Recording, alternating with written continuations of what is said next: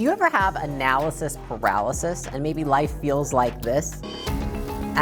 This is what you're gonna feel like when you're making a decision. I just did a live about overcoming procrastination, and a lot of people brought up analysis paralysis, and so that's why I wanted to talk about it today. I think what we first want to do is define what analysis paralysis is, and I'm gonna give it my own definition because I don't like the dictionary. So I would define analysis paralysis as somebody who is compulsively analyzing a decision or situation to the point that they are not making a decision, but rather spending their time analyzing it rather than executing. Here's the thing. I actually tend to be the type of person who I always want to get all the information before I make a decision. And I tend to fall into the trap of wanting to get more information, wanting to do an analysis, wanting to build out a test case, wanting to build an argument for each side. And I have had to really learn how to balance making a decision quickly with analyzing my options. I think that the most relevant time that this happened to me was when I was trying to decide if I wanted to start a business. Honestly, it was a cycle that was probably 18 months of just staying in my head. Do I start a business? If I start a business, what business do I start? Okay, well, do I have the skills to do that? Do I have the money? Do I have the resources? And then, okay, well, if I start a business, what if these things happen? I should weigh out all these options, and I should make sure that before I go into this big decision that I've thought about all the different ways it'll affect my life. Analyzing the situation caused me to procrastinate making the actual decision. Because what is making a decision? It is cutting off the alternative path. When you get married, you cut off the path of sleeping with other people, of dating other people, and you've committed to this path of this one person. And I look at other decisions in life as the same way, and I think that can be intimidating for people at times. And so because of it, we feel much more comfortable gaining more information. But most of the time, what people do when they're in this situation is they're trying to gain all the information possible so that they can just affirm the biases they already have that keep them feeling safe, which is usually not taking a risk and staying where we are. The reason that I have realized over time that it is only useful to gain information to a certain extent is because at some point, what you realize is that most decisions are not made based on logic. Our emotions and our biases affect how we interpret logic. And so they will sway us no matter what. So what is more important is that we become aware of our biases and of our emotions around the situation, and then realize how they might be working against us. And here's the thing, is that most of the time, many things that we will make decisions on will not pan out for us. There are gonna be many times that we hire somebody and they're not the right fit. There are gonna be many times that we take a risk to start a business and we have to shut it down and start a different one. There are gonna be many times that we take a job and then realize a year later it's not really a job for us. Does that make it a bad decision? Or was it just the next step and now you've got to take another one? And I think that a lot of the times what weighs on people is they make reversible decisions with an irreversible decision filter. And the reality is there are a few decisions that are that way in our lives, but many of the ones that people get caught up in are absolutely reversible. Rather than thinking, is this going to work or not? I just look at what's the worst case scenario if I take path A, B, and C. And then I really visualize living through that worst case. And which worst case do I find most tolerable? Or which one would I prefer to live out?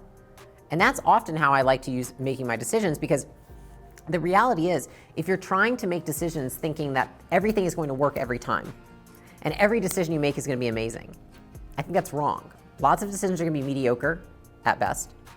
But the goal, in my opinion, is just to not make any that are going to be the nuclear bomb on your life, that are going to basically zero out all the other good decisions that you've made. Here's how I like to frame it for myself. In the time that I'm spending analyzing this decision, so instead of 30 more days of analyzing, if I took those 30 days and just tested it out, tried it, which one would give me more information to make the next best move after 30 days? And what I have found is that a lot of the time, just fucking doing it gives me way more information and feedback than sitting there twiddling my thumbs, reading books, calling people. I think that when you're confronted with a decision, the first thing you need to ask yourself is, what are my assumptions that would make this a good or bad decision? And then list out the top 3. And then allow yourself the time to gather information or data to figure out if those assumptions are true or false. Once you've done that, what more information do you need? But at some point, you have to be able to put guardrails around yourself so that you're not sitting in paralysis forever. If you don't make the decision then you will have the decision made by default, because eventually it'll get made for you. Things change, environment changes, etc. I can't tell you how many people want to start a business and they've got an idea for what that business is. And then 5 years later, after thinking about it for 5 years, homie, the market's, it's gone. There's no more opportunity anymore.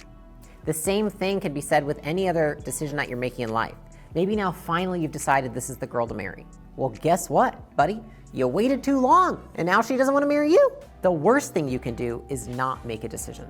The best thing you can do is make a decision, accept that it could be incorrect, and also have a path to course correct if it is. An assumption would be a statement you believe to be a fact that is crucial in determining if the decision is good or bad. So, say you want to start a chain of healthy food restaurants, and you're like, I've got this idea and I want to start them, and I think I want to start them in Miami because people really like to eat healthy in Miami, and I think that the price range of between $17 and $25 per plate is going to be right based on the income level. Okay, so some of the assumptions, the things that we're stating as facts, are that people in Miami will want to eat this food. Okay, well, how do we know that's true? People in Miami make a certain amount of money, and because of that, they will be able to afford this food. How do we know that's true? A lot of times there's statements that we believe to be facts that we need to test in order to figure out, is this a good decision or not? I think it's helpful in chunking it down to having between 1 and 3 assumptions that we want to determine, are they true or false? And then that's it. You limit yourself to those things. Now, I would say the only other piece on top of that is that a piece that is not always factored into decision making might also just be preferences. You might realize that something might not be the ideal decision or path to take, but you still prefer it. And that's also okay to say, I get that this may not be the best decision, but I prefer this decision. When we started acquisition.com, I had some assumptions that we tested, and I found out some of them are false. I assumed that because of our social presence, people would be compliant with our recommendations and always adhere.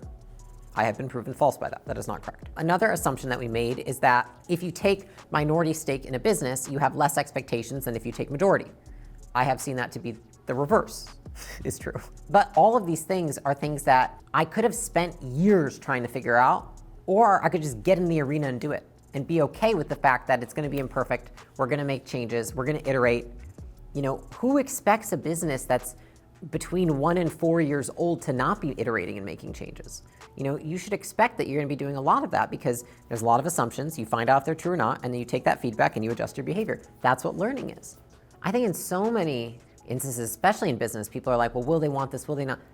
People vote with their dollars. And so at the end of the day, is there product market fit? I don't know. Are people buying it and then telling their friends to buy it? I think a lot of why people stay stuck and don't make a decision and call it analysis paralysis is because they have conflicting reinforcement. They have some negative, some positive, which means usually, is it even a decision if it's like, this way, clearly you're gonna fuck yourself, and this way you're gonna succeed? That's not a decision, that's just common sense. So a decision is when you have 2 options that are equally as appealing and unappealing. And so you have conflicting reinforcement. A true decision is made when neither path seems better or worse than the other. You're not gonna feel good because the reality is that every time you make a decision and you cut off the alternatives, you lose what you could have had. But here's the thing, I think regret comes from constantly looking back on the path not taken. And one thing I do not allow myself to do, and I actually think this is something I do very well, is I do not look back at the things that I could have, should have, wish I would have done. Because all that does, it makes us feel bad. It doesn't help us move forward. The key to solving for analysis paralysis is to make a plan ahead of time. I want you to remember, it is never going to feel really good, because things that feel really good are common sense. Decisions always feel scary and uncomfortable, and especially when you have multiple options, and all of those things could work or not work. Do not allow your feelings and your desire for relief of those feelings to dictate the decision.